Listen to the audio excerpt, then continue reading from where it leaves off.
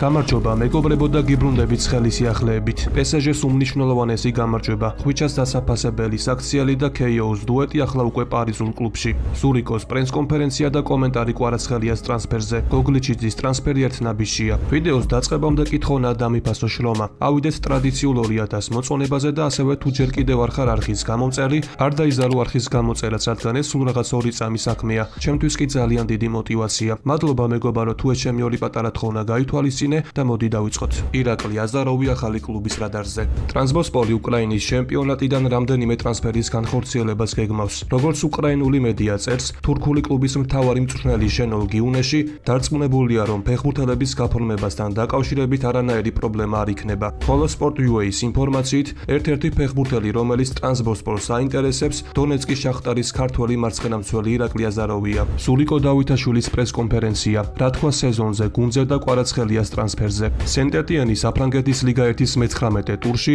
ოსერს უნდა დაუპირისპირდეს. შეხვედრის წინ კი პრესკონფერენციაზე ზურიკო დავითაშვილმა ისაუბრა, რომელმაც ფრანგი ჟურნალისტების შეკითხვებს უპასუხა. პირველ წელს დადებითად შევაფასებდი. შეიძლებოდა უკეთესი სტატისტიკის ჩვენება და უფრო მეტი გოლის გატანაც. ფიქრობ სტაბილურობა მაკლდა, რომ ყველა თამაში ერთ დონეზე მეთამაშა. თუმცა ამისთვის ბევრს ვარჯიშობ და ვშრომობ. ამიტომ იმედი მაქვს, რომ სტაბილურობა სეზონის მეორე ნაწილში უფრო მექნება და უფრო მეტად დავეხმარები გუნდს ჩემი კარგი თამაშით. ოსერთან პირველ წრეში ჰეტრიკი რა თქმა უნდა საუკეთესო მოგონება. ყოველთვის მემახსოვრება, მაგრამ ეს ახალი თამაშია. ახალი მწვრთნელი ყავს და სხვა სტილით ვთამაშობთ. ოსერმაც იმ მატჩის მერე ბევრი თამაში მოიგო. ამიტომ უფრო რთული თამაში იქნება. თუმცა ვეცდები, რომ გოლები ისევ გავიტანო. რაც შეეხება კვარაცხელიას ტრანსფერს, ხვიჩა მეგობარზე მეტია. ჩვენ ერთი ოჯახი ვართ. 10 წელია ფეხბურთით ვცხოვრობთ და პატარაობიდან ერთად ვთამაშობთ. ერთმანეთს ძალიან კარგად ვიცნობთ და რეგულარული კონტაქტი გვაქვს. ის ჩემი შვილის ნათლია და რა თქმა უნდა ძალიან ბედნიერი ვარ, რომ საფრანგეთში გადმოვიდა. პარი სენ-ჟერმენში გადმოსვლის შემდეგ ერთმანეთს უფრო ხშირად შევხვდებით.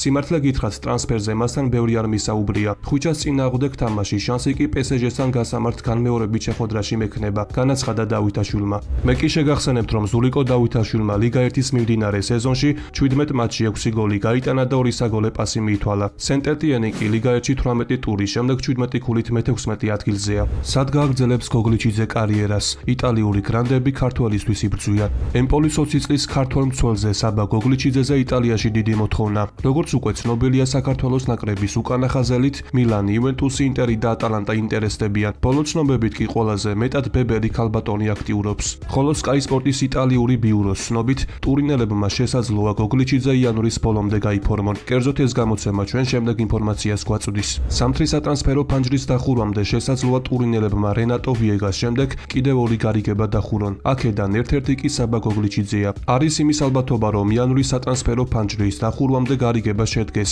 წერია გამოცემაში. ამასთან გავრცელებული ინფორმაციის თანახმად, საბას წარმომადგენლები უახლოეს დღეებში იტალიაში გაემგზავრებიან და მოლაპარაკებების გადამწყვეტი ფაზაც დაიწყება. შესაბამისად, სწორედ ამ დღეებში გახდება ცნობილი თუ სად გააგრძელებს კარიერას 20 წლის ქართველი მცველი. და რაც ფიქრობთ მეგობრებო, თქვენი აზრით რომელი კლუბი იქნება საბას კარიერული განვითარებისთვის იდეალური არჩევანი? მიქაუტაძე და გალათასარაი, რა ხდება ქართველი ფეხბურთელის თავს? როგორც მოგეხსენებათ, გიორგი მიქაუტაძეს გალათასარაის აქტიურად უკავშირებდნენ. ასევე იწერებოდა, რომ საქმეში ბაფეტინბი კომისი იყო ჩართული და ცდილობდა, რომ ქართველი თავდამსხმელი ტრანსფერში დაერწმუნებინა. ამასთან დაკავშირებით კი ფრანგმა ფეხბურთელმა პოსტი გამოაქვეყნა და საკუთარი მოსაზრებაც დააფიქსირა. მე გიორგი მიქაუტაძის აგენტი არ ვარ, მას თავისი აგენტი ყავს. როგორც ფეხბურთელმა, რომელსაც გალათასარაისა და ლიონში უთამაშია, მას გალათასარაის თაობაზე ინფორმაცია მივაწოდე და კლუბზე მოუყევი. ზუსტად ისე, როგორც დროგბას დაველაპარაკე გალათასარაიში გადმოსვლამდე. მსგავსი საუბრები ფეხბურთში ნორმალური მოვლენა, განაცხადა გომისმა. ამასთან ერთად აღსანიშნავია ისიც, რომ მიქაუტაძის შესახებ ლიონის თავკაცმა პიერ საჟმაც ისაუბრა.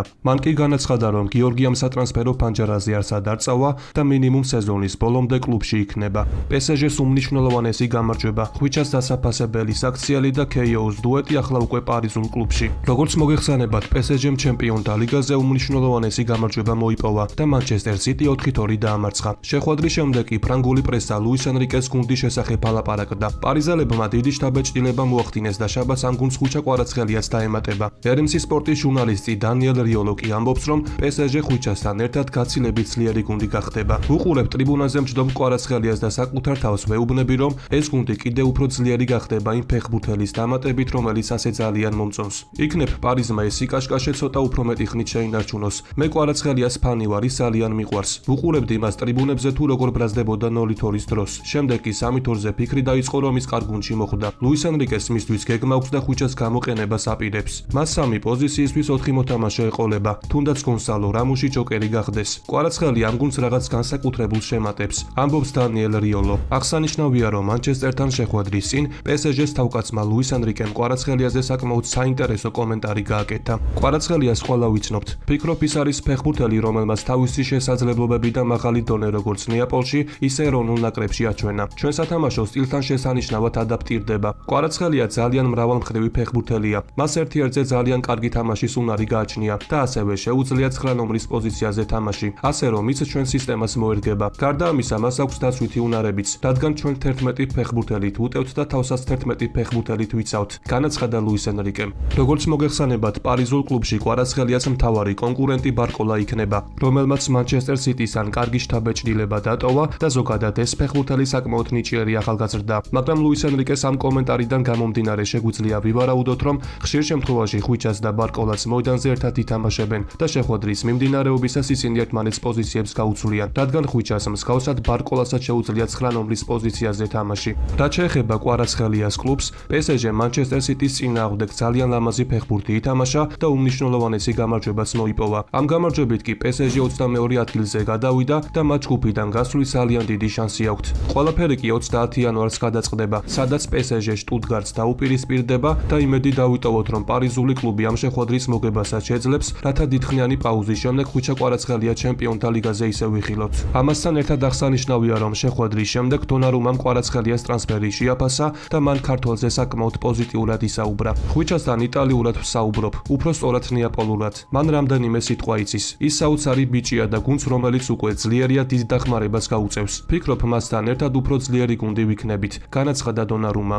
ამასთან ერთად კვარაცხელიას თავ საკმაოდ საინტერესო ინფორმაცია გავრცელდა, რითიც კვარაცხელიას ნაპოლიში უფრო დააფასებენ. როგორც მოგეხსენებათ, კვარაცხელია პარის სენ-ჟერმენის ფეხბურთელი 18 იანვარს გახდა. მან კი ბოლოთვის ხელფასის აღებაზე უარი განაცხადა, რაც ყოფილი კლუბისადმი პატივისცემის ერთგვარი ჟესტი გახლდათ. ნაპოლის პრეზიდენტს აურელიო დე ლაურენტის კი ამის გამო რა თქმა უნდა პროტესტი არ გამოუთქვამს. რაც შეეხება კვარაცხელიასა და ოსიმენის დუეტს, გავრცელებული ინფორმაციით მორიგ გარიგებასაც ეყრება საფუძველი. კვარაცხელიას შეძენის შემდეგ PSG ვიქტორ ოსიმენზე გადაერთო და როგორც ჩანს ამ საქმესაც სერიოზულად უდგებიან. ნიგერიელი ფორვარდის გადასაბირებლად ბრძოლაში პარიზული კლუბი აშკარა ფავორიტად მოჩანს. Team Talk-ის ცნობით მხარეებმა ტრანსფერის განხილვა უკვე დაიწყეს. კერძოდ ეს ბრიტანული გამოცემა ჩვენ შემდეგ ინფორმაციას გვაწვდის. PSG და ნაპოლი ოსიმენის ტრანსფერზე უკვე საუბრობენ. გარიგება კი ზაფხულში უნდა დაიხუროს. ფრანგული კლუბი ნიგერიელით დიდი ხანია დაინტერესებულია და გარდა ამისა ამ ორ კლუბს კარგი ურთიერთობა აკავშირებთ. ეს ულახლახან კვარაცხელიას ტრანსფერითაც დადასტურდა და როგორც ჩანს მორიგ გარიგებასაც ეყრება საფუძველი. ოსიმენის გამოსასყიდი 75 მილიონი ევროა, თუმცა პარიზელებს იმედი აქვთ, რომ ნეაპოლელებს ამ თანხის ნაწილებად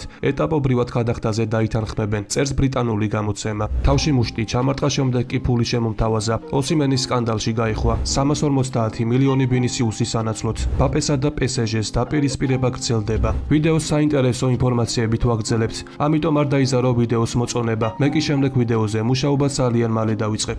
კილიან ბაპესა და PSG-ს პრეზიდენტის დაპირისპირება გრძელდება. UEFA-ს ჩემპიონთა ლიგის ჯგუფური ეტაპის ფაზის ბოლოს წინა ტურში მანჩესტერ სიტისთან გამარჯვების შემდეგ პარის სენ-ჟერმენის პრეზიდენტი ნასერ ალ-ხელაიფი არაჩვეულებრივ ხასიათზე იყო. თუმცა პრესის წარმომადგენლებმა ბაპესთან დაკავშირებით სხვადასხვა კითხვის დასმის შემდეგ მისი გაბრაზება მაინც მოახერხეს. საერთოდ, როდესაც ამა თუ იმ კლუბის პრეზიდენტს შეკითხვებს უსვამენ, ყოველთვის ცდილობენ იმის თაობაზე კითხონ, რომელიც მის გუნდს წარმოადგენს. თქვენ თუ დაინტერესდებით პარის სენ-ჟერმენის რომელიმე მოთამაშით, დაუბრკოლებლად გაგცემთ პასუხს, მაგრამ სხვა კლუბის წარმომადგენლების არც სუდი და არც კარგი ასპარეზობის თაობაზე რაიმე კონკრეტულის თქმა ჩემი საქმე არ არის, განაცხადა PSG-ს პრეზიდენტმა. მე კი შეგახსენებთ, რომ ბაპე PSG-დან პრეზიდენტთან კონფლიქტის ფონზე წავიდა და ამჟამად ყოფილი კლუბის წინააღმდეგ სასამართლო დავას აწარმოებს. ფრანგი ფეხბურთელი კი კლუბს იმ 55 მილიონ ევროს ედავება, რომელიც მას ბონუსის სახით უნდა მიეღო. 350 მილიონიანი შეთავაზება. ვინისიუს ჟუნიორი კონკრეტულს არაფერს ამბობს. ვინისიუს ჟუნიორი საუდის არაბეთში გადაბარგება სულ უფრო რეალური ხდება. ავტორიტეტული გამოცემა გიმი სპორტის ცნობით, ალ-აჰლის ხელმძღვანელებმა ბრაზილიელი ფეხბურთელის აგენტთან სამუშაო შეხვედრები უკვე გამართეს და იმდენად სარფიანი პირობები შესთავაზეს, რომ სამხრეთ ამერიკელი სამეფო კლუბის დატოვებაზე სერიოზულად დაფიქრდა. საქმეს კი ისეთი პირი უჩანს, რომ უკმაყოფილო არც ბლანკოსი დარჩება, რადგან ვინისიუსი სანაცვლოდ სარეკორდო სატრანსფერო თანხას 350 მილიონს თავაზობენ. მე კი გეტყვით იმასაც, რომ ჟუნიორისთვის ზალცბურგთან მოგებული შეხვედრა დასამახსოვრებელი გამოდგა. კერძოდ მან დუბლი შეასრულა და სამეფო კლუბის რიგებში თავისი მეასე და 101 ბურთები გაიტანა, ხოლო არბიტრის საფინალო სასტოენის შემდეგ მატჩის საუკეთესო მოთამაშედაც დაასახელეს. ამასთან შეკითხვაზე აპირებს თუ არა საუდის არაბეთში გადაბარგებას, ვინისიუსმა მიუგო, რომ მადრიდში ბავშვი ჩამოვიდა და შანსი აქვს, რომ კლუბის ყველა დროის საუკეთესო ფეხბურთელი გახდეს. სხვა დანარჩენზე ფიქრისთვის კი დრო არ რჩება. თავში მუშტი ჩამარტყა, შემდეგ კი ფული შემომთავაზა. ოსიმენის სკანდალში გაიხვა. თურქი ჟურნალისტი ირწმუნება, რომ გალათასარაის ფორვარდმა ვიქტორ ოსიმენმა მას დაარტყა,